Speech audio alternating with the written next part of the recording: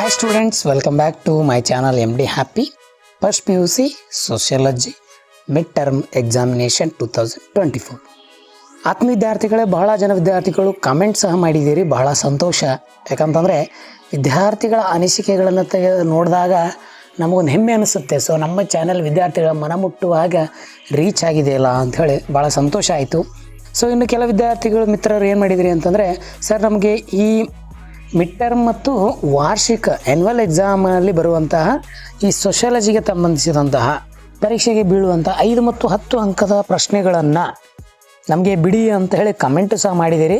So ಭಾಳ ಖುಷಿ ಆಯಿತು. ನಿಮ್ಮೆಲ್ಲರ ಆಸೆಗೆ ಹೋಗೊಟ್ಟು, ಯಾಕಂತಂದರೆ ನಮ್ಮ ಚಾನಲ್ ನಿಮಗಾಗಿಯೇ ಇದೆ, ಸಂದೇಹವಿಲ್ಲ. ನಿಮ್ಮ ಅಭ್ಯಾಸ ಮತ್ತು ವಿಷಯದ ಪ್ರಶ್ನೆಗಳು ಏನೇ ಇರಲಿ ಅವುಗಳನ್ನು ಉತ್ತರಿಸಲು ಸದಾ ಸಿದ್ಧ.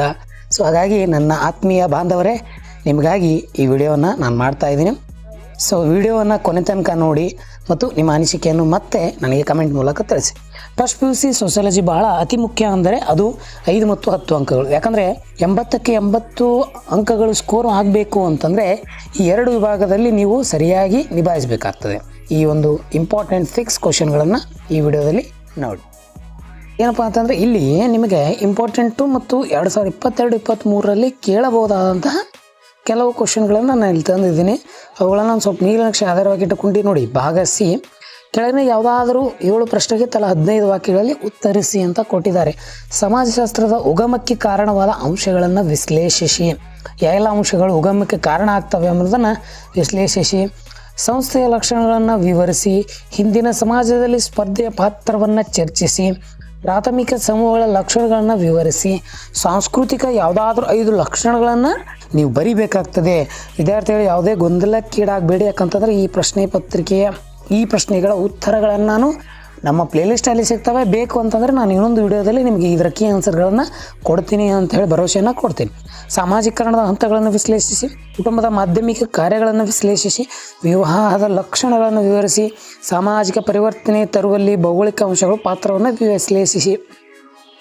ಸಂದರ್ಶನ ವಿಧಗಳನ್ನು ವಿವರಿಸಿ.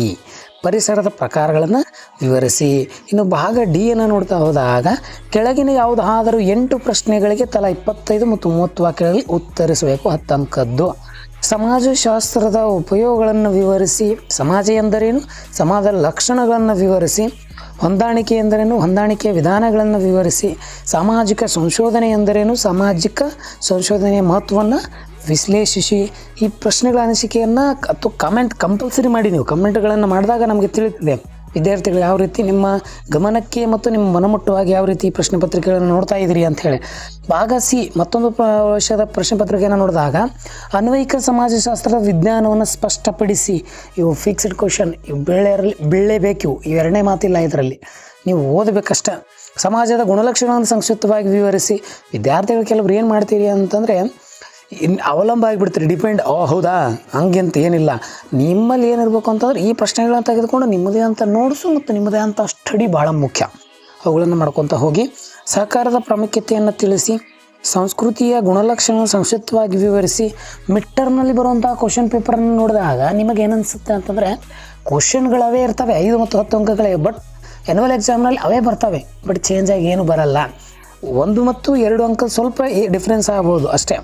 ಇನ್ನು ಸಾಮಾಜಿಕ ಸಮೂಹ ಮಾಧ್ಯಮವನ್ನು ವಿಶ್ಲೇಷಿಸಿ. ಕುಟುಂಬದ ಪ್ರಾಥಮಿಕ ಕಾರ್ಯಗಳನ್ನು ವಿವರಿಸಿ. ಸಾಮಾಜಿಕ ವಿಕಾಸ ಎಂದರೇನು ಮತ್ತು ಸಾಮಾಜಿಕ ವಿಕಾಸ ತತ್ವಗಳನ್ನು ತಿಳಿಸಿ. ಜೀವ ಪರಿಸರ ಶಾಸ್ತ್ರ ಎಂಬ ವಿಜ್ಞಾನ ಕುರಿತು ಟಿಪ್ಪಣಿ ಬರಿಬೇಕು. 10 ಅಂಕದ್ದು. ಕೆಳಗಿನ ಯಾವುದಾದ್ರೂ 2 ಪ್ರಶ್ನೆಗಳಿಗೆ ತಲಾ 30 ವಾಕ್ಯಗಳಲ್ಲಿ ಉತ್ತರಿಸಿ. ಸಮಾಜಶಾಸ್ತ್ರ ಉಗಮಕ್ಕೆ ಕಾರಣವಾದ ಅಂಶಗಳನ್ನು ವಿವರಿಸಿ.